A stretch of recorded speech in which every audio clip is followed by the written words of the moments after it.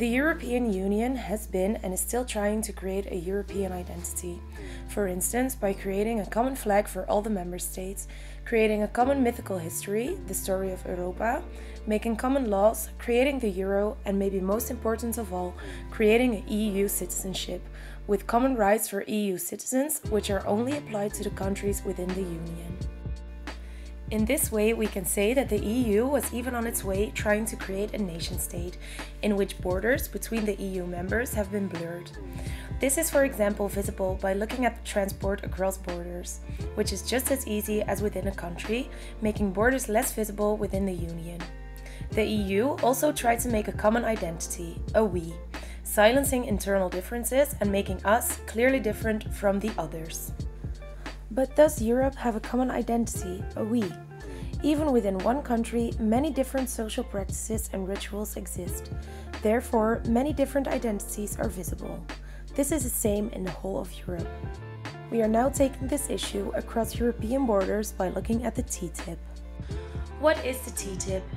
TTIP stands for Transatlantic Trade and Investment Partnership. It's a trade agreement between the EU and the US, making trade easier, creating a single free trade investment region. The agreement will discard barriers for trade nowadays. For instance, the standards for food quality, healthcare products, and new car models. The EU and the US will make their regulations for the products more compatible. However, the TTIP can also have negative impacts. An example is the difference in food standards in both parties. The US, for instance, has other priorities concerning food security and animal well-being. An example is the chloorkip, which is available in supermarkets in the US but is illegal in the EU. Does this mean opening borders will get in the way of the European identity? Like we said in the beginning, there is no such thing as a common identity in the European Union.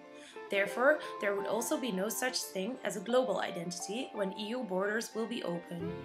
Social practices and rituals vary across place and time, and these should be kept in mind when the external border policy will open the external EU borders. Through keeping values and standards high for food safety, environment and privacy policy, and working standards, the European standards will be guaranteed.